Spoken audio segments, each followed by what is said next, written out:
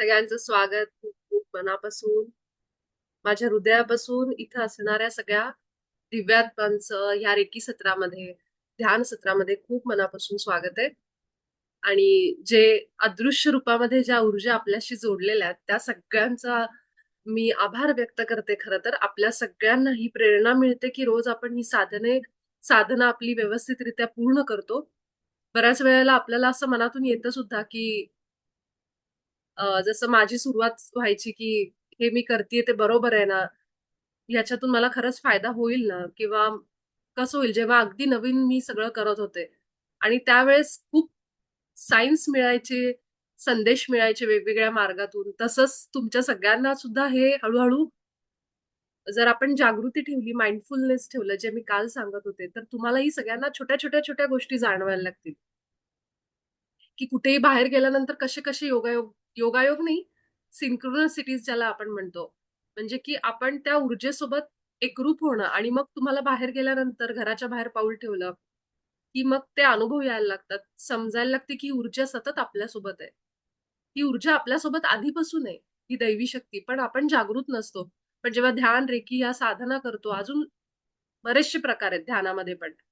त्यापैकी कुठलाही जो आपल्याला सूट होतो, जो आपल्याला ज्यातून आपल्याला शांती वाटते, असा जो मार्ग आहे तो आपण करावा. ह्याच्यामध्ये कुठलंही बंधन असू नये कधीच, की मी हेच केलं पाहिजे, ह्याच संस्थेचं केलं पाहिजे. असा कुठलाही नाही. अनेक मार्ग आहेत त्या गावाला जायला. तर कुठलाही मार्ग आपण असा निवडावा, की ज्यातून आपल्याला खरोखर त्या गावाला पोहोचतानाचा जो जर्नी आहे, जो प्रवास आहे, त्या प्रवासाचा आनंद आला पाहिजे. आणि म्हणून ही साधना करायची. पटकन कधी एकदा हे संपतंय, उरकते मी माझं ध्यान असं जर होत असेल, तर अजून आपण तितके खोलवर नाही गेलोय.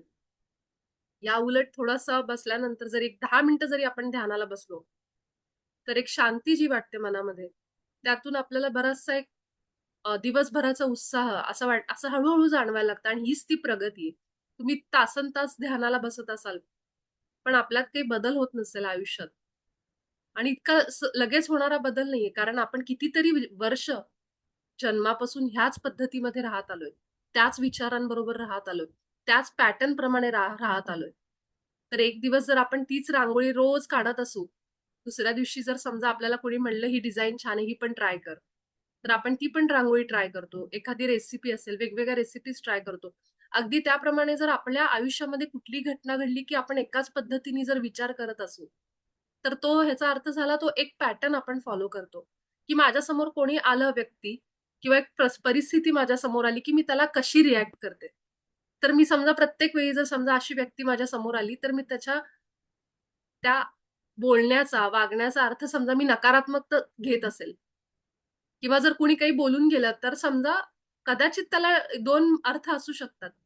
ती समोरची व्यक्ती कदाचित नकारात्मक बोलली पण असेल. पण समोर आपलं मन जर एकदम म्हणतो ना, की खूप शुद्ध विचारांनी भरलेलं आहे. तर आपल्याला ती नकारात्मक गोष्ट सुद्धा असं जाणवणार नाही, की ही व्यक्ती माझ्याबद्दल काहीतरी वाईट बोलली किंवा मला दुखवायचा प्रयत्न केलाय किंवा मला कुठं कमी लेखायचा प्रयत्न केलाय. म्हणून म्हणतात ना, जशी दृष्टी तशी सृष्टी. तर समोर किती पण मोठा एक असुरी शक्ती असेल, असुरी शक्ती इन द सेन्स अशा वाईट भावनांनी भरलेली व्यक्ती, की जी वाईट विचार तुमच्याबद्दल करतीये, तुमच्याबद्दल वाईट बोलतीये, अशी व्यक्ती जरी साक्षात समोर असली आणि आपल्याला काही बोलत असली, पण आपलं मन जर शुद्ध असेल, तर त्या गोष्टीचा पण आपण अर्थ असाच लावू, की माझ्यासाठी काही नव्हतं हे. म्हणजे आपण आपल्या अंगावर ओढून घेणार नाहीत सगळ्या गोष्टी. आणि हे घरामध्ये राहताना अशा लोकांबरोबर जर आपण असू, अशा कुटुंबामध्ये, तर अतिशय अवघड होतं हे. रोज उठून अशा लोकांचा सामना करायचा, रोज उठून अशा नातेवाईकांमध्ये, ऑफिसमध्ये, आपल्या कलीगमध्ये, समाजामध्ये. कारण हे असणारच आहे सगळीकडं आणि ह्यालाच आपण आसुरी शक्ती म्हणजे काय, की हे विचार, ह्या भावना, हे जे असं समोरून बोललं जातं किंवा आपल्यामध्ये पण असतात.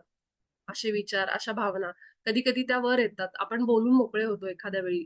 तोंडातून जातात त्या गोष्टी. म्हणजे काय आहे, की प्रत्येकामध्ये हे गुण, अवगुण आहेतच. आणि ह्यालाच लोकं म्हणतात, की अंधार आणि प्रकाश. ह्याला म्हणतात, की डार्क फोर्सेस. हे जे शब्द वापरला जातो डार्क फोर्सेस. तर हा डार्क फोर्सेस म्हणजे कुणी काही दुसरा असुर, मायावी राक्षस असं कुणी नाहीये. हा आपल्यातलाच एक अंधार आहे. शॅडो पार्ट आहे आपल्यातला, जो आधी आपण स्वीकारला पाहिजे आणि त्याला जितकं आपण एक्सेप्ट करू पहिल्यांदा, त्याच्यावर जितकं प्रेम करू त्या आपल्या शॅडोवर, आपल्या सावलीवर, तितकं आपण त्याला लवकर बाजूला करू शकतो. जर आपण असंच म्हणत बसलो, की माझ्यामध्ये काही प्रॉब्लेम नाहीच आहे, त्या व्यक्तीचाच दोष आहे. त्या व्यक्तीमुळं मी अशी झाली. हे असं आपण बऱ्याचदा बोलतो. हे जर आपण असं बोलत बसलो ना, तर आयुष्यभर आपण कधीच स्वतःला बदलू शकणार नाहीत. आणि हा जो पॅटर्न ह्याला म्हणतात, असा समजा चौकोनच काढत बसू आयुष्यभर, तर हा ब्रेक करणं गरजेचं आहे आता. आणि त्यासाठी मी काल जे सांगत होते ना, माइंडफुलनेस ठेवा. खूप खूप छान ॲक्टिव्हिटी त्याच्यावर एक पुस्तक आहे. एका यांचं द पॉवर ऑफ नाऊ म्हणजे नाऊ म्हणजे आत्ताचा क्षण. आत्ताच्या क्षणाची पॉवर, शक्ती. मी आता रोज पुढचे काही-काही दिवस तुम्हाला ह्या पुस्तकाबद्दल सांगेन. तर हे पुस्तक असं आहे ना, द पॉवर ऑफ नाऊ किंवा प्रेझेंट मोमेंटचा शक्ती.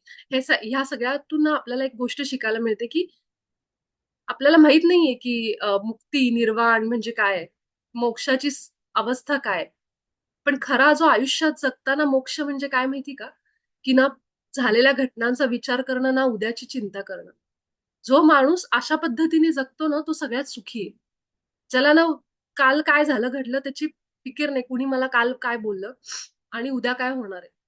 आणि आपले सगळे संत, तुम्ही संत चरित्र वाचा, सगळे संत आपले ह्या पद्धतीने जगलेत. आणि म्हणून जिवंतपणी मोक्ष ज्याला म्हणतात आणि म्हणतात ना, चिंता ही चित्यासारखी असते, आपल्याला जाळते.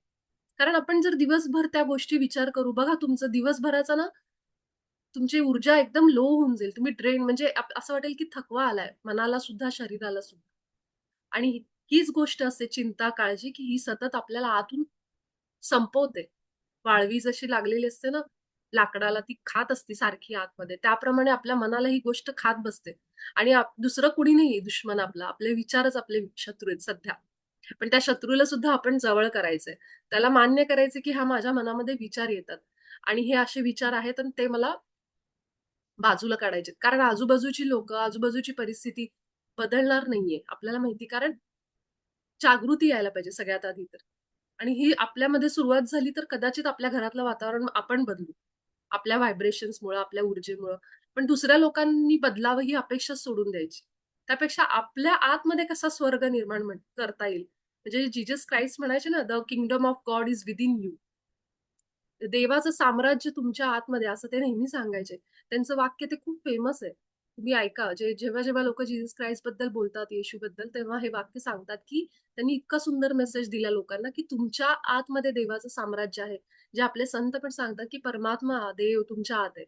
तर हे आपल्याला शोधायचं आता. शोधायचं म्हणजे काय, की आपण त्याप्रमाणे त्या स्थितीमध्ये असणं. कुणी काही बोलू दे, कुणी किती आघात करू दे.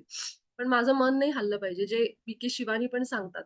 की ती खरी शक्ती, तो खरा शक्तिशाली आत्मा आहे, जो दुसऱ्याच्या चांगलं म्हणण्याने आणि दुसऱ्याच्या वाईट बोलण्याने, वाईट म्हणणं, तुम्हाला जर चांगलं कुणी म्हणलं लगेच खुश होणं आणि जर थोडं कुणी वाईट बोललं, की मग लगेच आपला सगळा शक्ती गेली आणि मग लगे आपण मूड डाउन करून दिवसभर त्या ऊर्जेमध्ये बसतो आणि कुणी चांगलं म्हणलं, की इतका उत्साह येतो, की आपण दिवसभर खुशीत असतो. तर ह्या दोन्ही गोष्टी आपल्याला टाळायच्यात. बाहेरच्यावर डिपेंड राहायचंच नाही आता. म्हणून मी काल म्हणत होते ना, स्वयंसिद्ध. आपल्याला कुणालाही सांगायची, दाखवायची गरज नाही, की मी काय. आपल्या आतमध्येच ठेवायचं काय असेल ते आणि म्हणजे काय असेल ते म्हणजे कुणावरही डिपेंड राहायचं नाही. अपेक्षा करायची नाही, की कुणी मला चांगलं म्हणावं. कारण आपल्याला माहिती की आत्मा माझा परिपूर्ण आहे. जेव्हा मी आत्मस्थितीला विचार करते तेव्हा.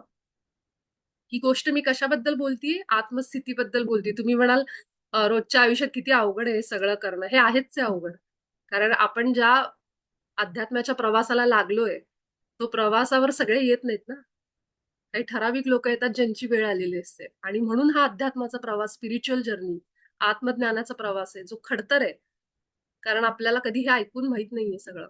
पण ते करायचंय आपल्याला आणि जे काल मी माइंडफुलनेस सांगत होते म्हणजे की एक-एक पाऊल जेव्हा तुम्ही उठल्यानंतर तुम्ही पहिलं शरीराची जाणीव करून घेतली, की मी शरीरात आहे आजचा दिवस. त्यासाठी आभार मानते. मला आजचे श्वास मिळाले. त्यानंतर पहिलं पाऊल जमिनीवर पडल्यापासून प्रत्येक कृती जी करताय, ती पूर्ण लक्ष देऊन करायची. एवढं सुरू करा, आयुष्यात भरपूर बदल बघायला मिळतील. खूप बदल म्हणजे तुम्हाला जाणवेल, की माझी ऊर्जा काहीतरी वेगळ्याच लेव्हलला गेलीये. जेवढं आपण लक्ष काढू, कालच्या जे बोलणं झालंय, काल ज्या घटना घडल्यात आणि उद्याचे विचार, उद्या काय होणार आहे. आणि जितकं आपण माइंडफुल राहू, ह्या वर्तमानात राहू, ह्या क्षणामध्ये राहू, तितकं तुम्हाला जाणवेल तुमची ऊर्जा वाढली, तुमचे इंट्युशन वाढलेत. सगळंच एकदम शरीर मस्त झालंय, निरोगी झालंय. जिथं त्रास आहे, ज्या भागाला तो त्रास कमी झालेला पण तुम्हाला जाणवेल. तर हा प्रयोग म्हणू नका, हे तुमची आयुष्यातली लाईफस्टाईल ही जीवनशैली बनवायची. फक्त 15 दिवसांसाठी नाही. हळू प्रॅक्टिसनी हे होतं. अवघड नाहीये. जितके म्हणजे एक-एक हाताचे मूव्हमेंट्स आपण करतो, पाय एक-एक पाऊल पुढे टाकतो, जमिनीवर चालतोय समजा, चालायला गेलोय, तर प्रत्येक गोष्ट अंगावर असं तोंडावर पाणी घेतलं, तर पाण्याचा स्पर्श, ठीक आहे. श्वास घेतोय, तर प्रत्येक श्वास आपल्याला लक्षात आला पाहिजे. दिवसभर आपण श्वास घेतो, पण इतक्या विचारांमध्ये असतो, की कळतच नाही श्वास कधी घेतलाय. आणि मग म्हणून तसं घडतं, की स्वयंपाक करताना मीठ टाकलंय का नाही, लाईट बंद केलाय का नाही, हे राहिलंय का? ह्या गोष्टी त्याच्यामुळे घडतात, कारण आपण जागे नाहीयेत. आपण विचारांमध्ये अडकलोय, त्या मायेत अडकलोय. ते विचार तुम्हाला सारखे असे धरणार. त्याला सोडायचं आणि जितकं अवेअरनेस, जितकी जागृती आणता येईल तितकी आणा आणि मग आयुष्यात होणारे बदल बघा. मग कुठलेही असू दे, उपासना करताय, पोथी वाचताय, पूर्ण लक्ष त्या एक-एक शब्दांवर गेलं पाहिजे. नामस्मरण, ओम नमः शिवाय म्हटलं तरी नमः शिवाय ह्या पूर्ण मंत्रांचं आपल्या कानाला आणि मेंदूला जाणीव झाली पाहिजे. इतकं त्या नामामध्ये घुसायचंय आतमध्ये. ठीक आहे? तर हे जे आहे हे सगळेजण आता आपण सुरू करू आणि ह्याचे फरक आपण लवकर अनुभव करू. जर आपण हे रोजच्या रोज ही प्रॅक्टिस करत असू प्रामाणिकपणे, तर आपल्याला जाणवेल की फरक पडलाय माझ्या ओव्हरऑल एनर्जीमध्ये, माझ्या ऑरामध्ये आणि ह्याच्यामुळे घरातलं वातावरण पण बदलायला तुम्हाला बदललेलं दिसेल. ते कसं बदलेल काय ते मी तुम्हाला कधीतरी नंतर सांगेन. पण हे सगळेजण आपण सुरू करू. मी सुद्धा तुमच्यासोबत. ठीक आहे? तर आपण आजच्या आपल्या ध्यानाला सुरुवात करू. सगळेजण डोळे मिटून आरामात पाठीला आराम घेऊन बसू. आज आपण 7 चक्रांचे मंत्र घेणार आहोत, बीज मंत्र.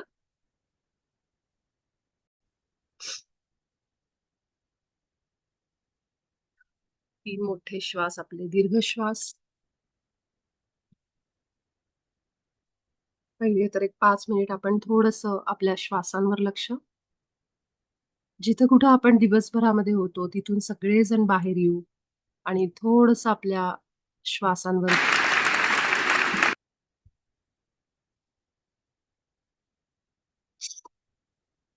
दीर्घ श्वास घेतला नाकातून, मोठा श्वास आणि तोंडातून सगळी हवा बाहेर काढायची.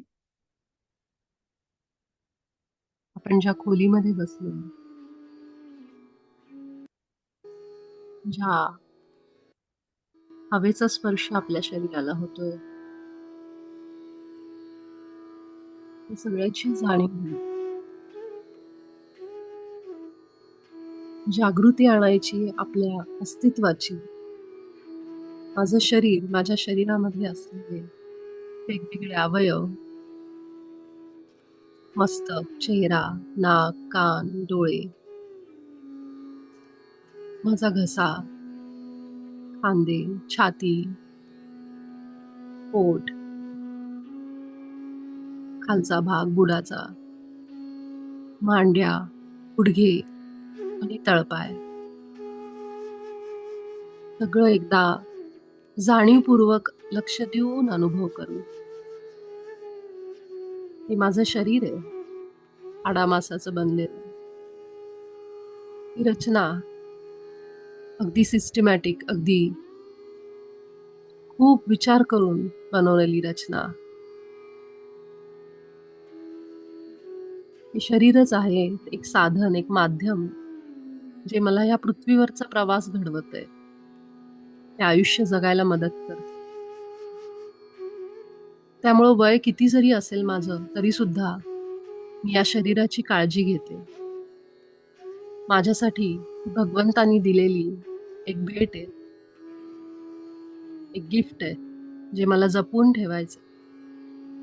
या शरीराद्वारेच मी हे सगळे अनुभव घेते. माझी चेतना, माझी बुद्धी या शरीराद्वारे माणसाचं आयुष्य कसं असतं, या मानवी आयुष्यातले रंग कसे असतात, वेगवेगळ्या भावना, दुःख, सुख, आनंद, निराशा, द्वेष, मत्सर, नात्यांमधले सगळे वेगवेगळे हे रंग अनुभवते.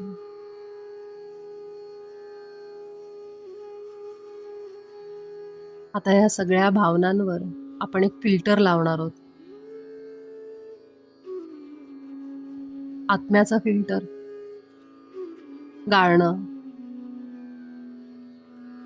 माझ्यासाठी जे योग्य आहे, जे माझ्या मनाला चांगल्या स्थितीमध्ये ठेवेल, आनंदात ठेवेल, तेच मी आतमध्ये घेणार आहे. मला जे बघायचंय सोशल मीडियावर, त्या सगळ्यामध्ये मी हे गाळणं लावणार, एक फिल्टर लावणार आहे. ऐकणार पण अशाच गोष्टी ज्या मला काहीतरी शिकवतात, माझ्या ज्ञानात भर घालतात. दिवसभर मी पूर्ण जाणीवेमध्ये राहणार आहे की मी एक आत्मा आहे, मी चेतना आहे.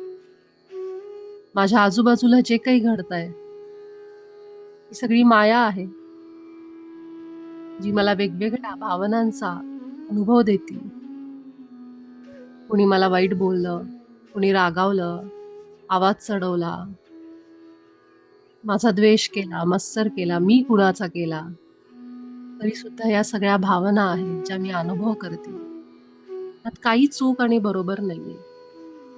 यासाठीच मी आलीये. मी एक आत्मा म्हणून, एक द्रष्टा म्हणून हे सगळं अनुभव करते. जसं भगवान श्रीकृष्णांनी गीतेत सांगितलं, द्रष्टा, आत्मा, तिसरा व्यक्ती म्हणून हा सगळा खेळ बघत बसायचा.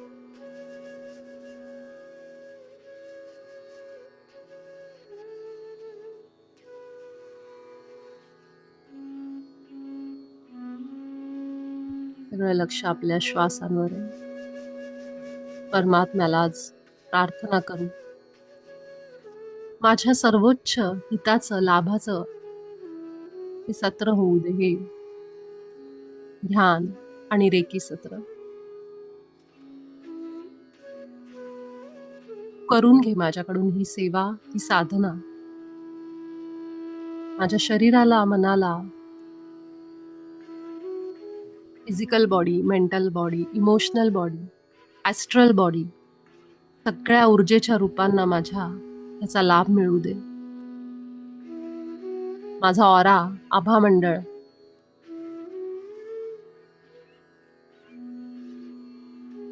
स्वच्छ, शुद्ध होऊ दे. यासाठी मी ही साधना करते.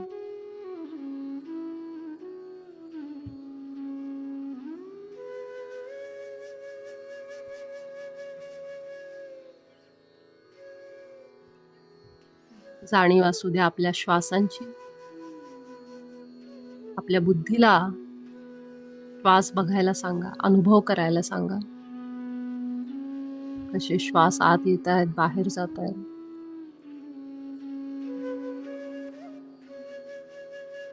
पंचतत्वांच्या या शरीरामध्ये प्राणवायूला आत बाहेर करण्यासाठी कुठली जागा दिली?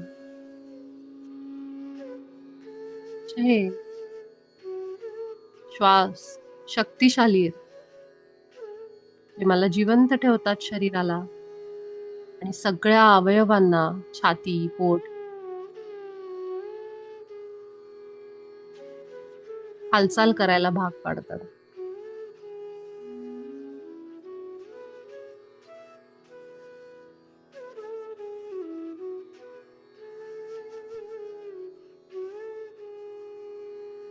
माझं मन आता शांत, स्थिर, माझं शरीर शांत आणि स्थिर झालंय.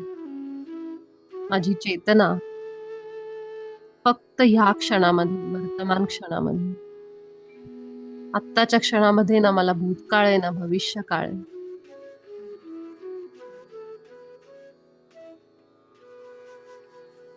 मी आत्ता फक्त ह्या क्षणामध्ये आली.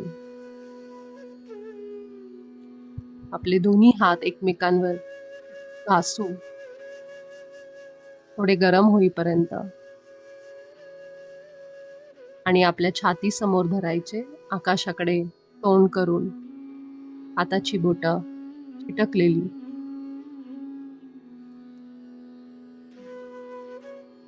हे रेकी शक्ती माझ्या हातात या आणि मला बरं करा. हे रेकी ऊर्जा, आतापर्यंत दिलेल्या उपचारांसाठी तुझे खूप आभार. माझ्या हातामध्ये या आणि मला बरं करा. हे रेकी ऊर्जा माझ्या हातात या आणि मला बरं करा. आपल्या गुरूंचा, इष्टदेवतेचा चेहरा आपण आपल्या छातीवर, हृदयावर जाऊन आठवायचा आहे. सोबतच आपल्या तळहातांवरही लक्ष. आपण माझ्यासोबत रेकी सत्रात या. मला मदत करा की मी स्वतःला पूर्ण बरं करू शकेन. छोकुरे छोकुरे छोकुरे, तेहेकी तेहेकी तेहेकी. आपली सगळी शक्ती, फायदे मला मिळू देत स्वतःला बरं करण्यासाठी. आपले दोन्ही हात आता मूलाधार चक्रावर, मांडीवर ठेवायचे.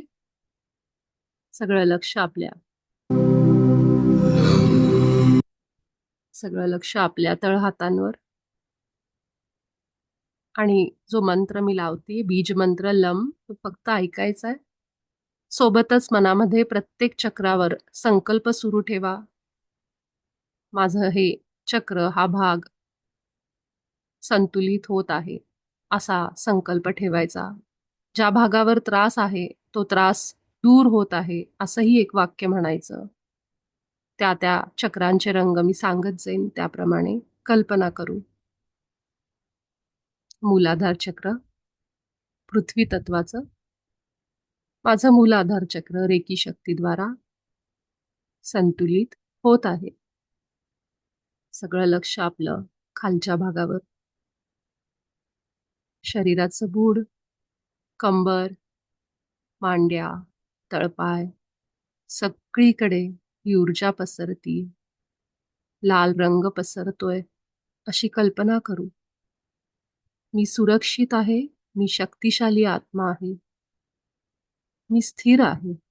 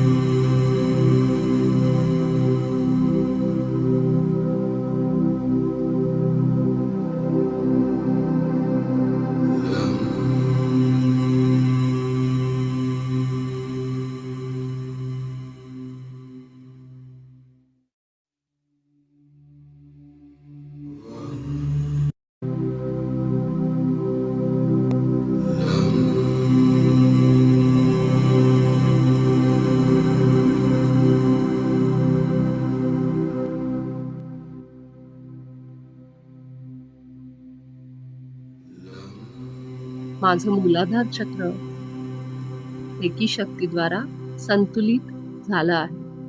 इथले सगळे आजार, विकार दूर झाले आहेत. आपला उजवा हात आता ओटीपोटावर आणि डावा हात सुद्धा ओटीपोटावर, डाव्या बाजूला किंवा दोन्ही हात एकमेकांवर मध्यभागी.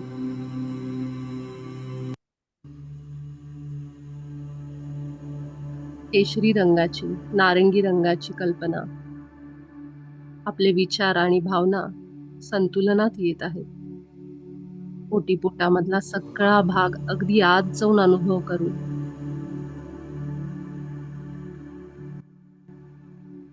माझी कल्पनाशक्ती, क्रिएटिव्हिटी वाढत आहे. सगळ्या परिस्थितीमध्ये माझ्या भावना, इमोशन्स संतुलनात आहेत. मी स्वतःचा पूर्ण स्वीकार करते. माझं शरीर जसं आहे तसं मला स्वीकार आहे माझ्या शरीराचा. मी प्रेम करते स्वतःवर.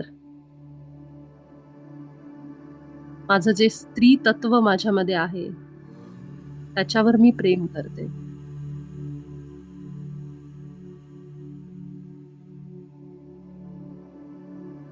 माझे हार्मोन्स पूर्णपणे संतुलनात येत आहेत. ओटीपोटावर आपले श्वास अनुभव करू. ओटीपोट, साईडचा भाग, कमरेचा आणि पाठीमागचा भाग सगळीकडे रेकी शक्ती पोहोचत आहे.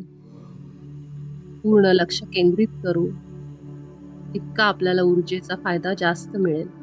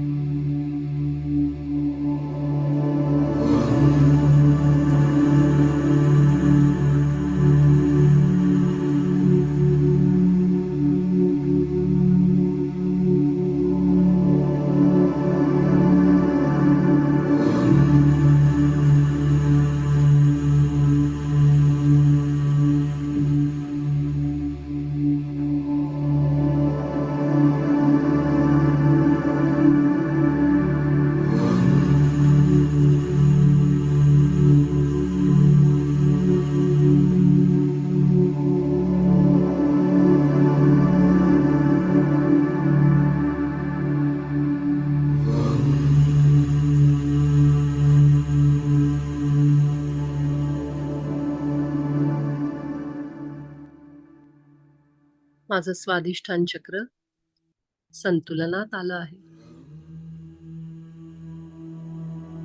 आपला उजवा हात आता आपल्या पोटावर, नाभीच्या जवळ उजव्या बाजूला आणि डावा हात सुद्धा डाव्या बाजूला किंवा दोन्ही हात एकमेकांवर मध्यभागी.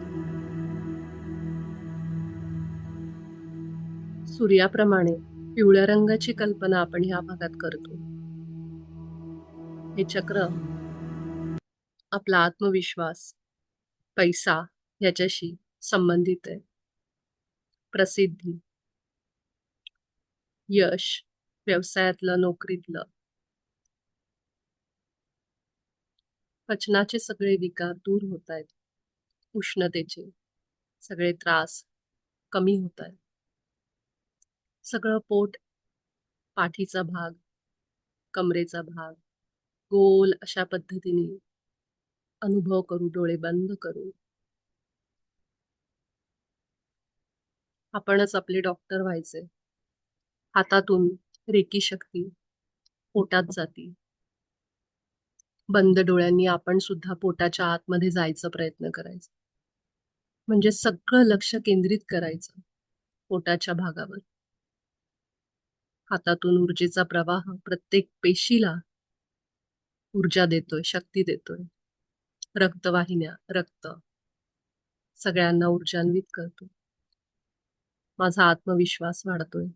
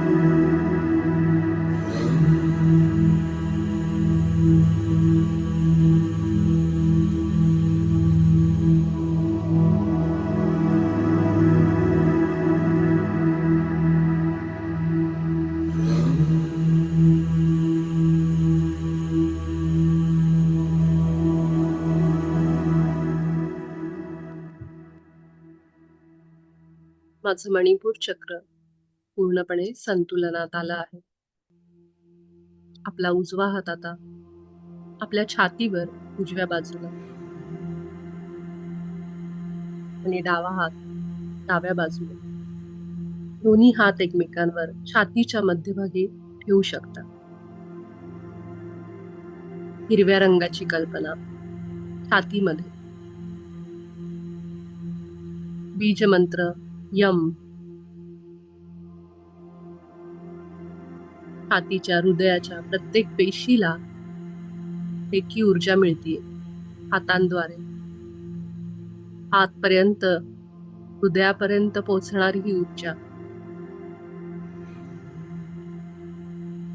पाठीच्या भागाला सुद्धा रेखी शक्ती मिळते. इथं असलेला ऊर्जेचा सगळा अडथळा दूर होतो. माझं हृदय अगदी स्वस्थ आहे, उत्तम पद्धतीने काम करतंय.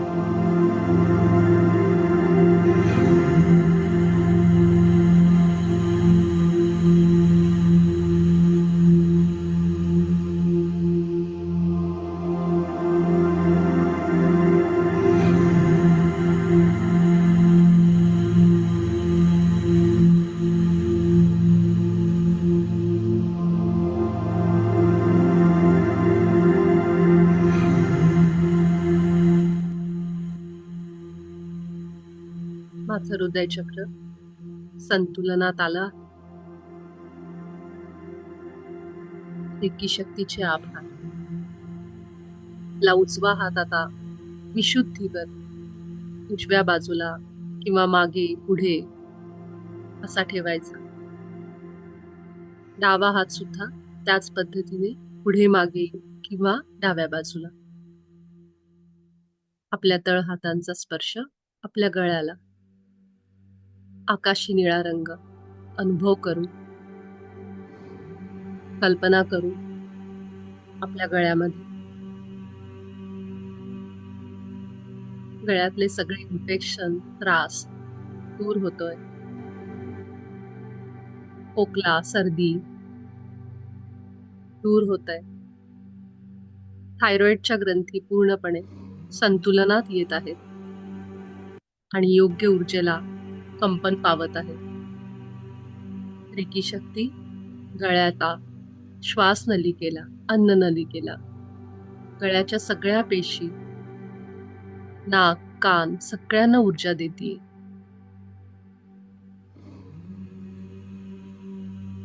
पूर्ण लक्ष आपलं गळ्यावर केंद्रित करू.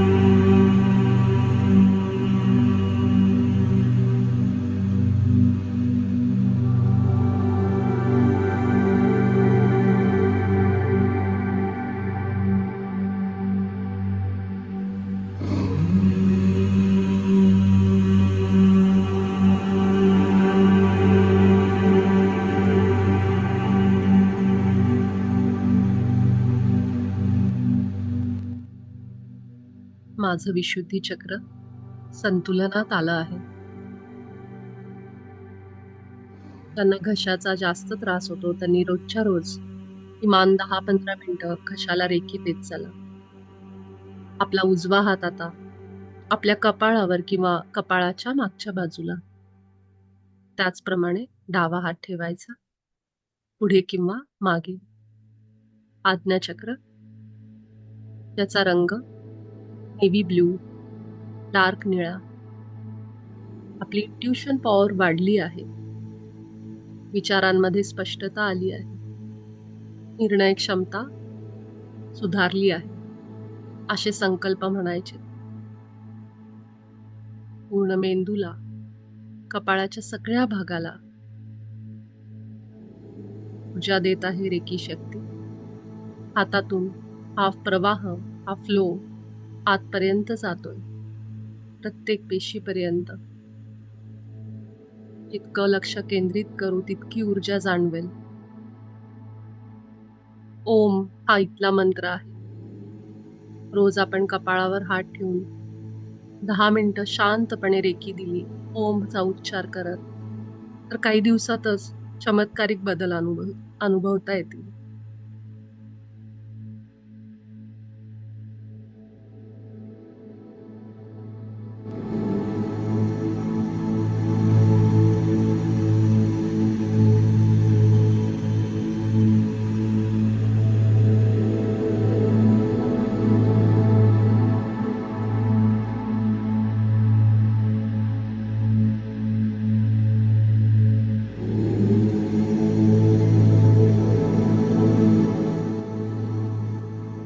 काही सेकंद वेळ राहिलेला आहे.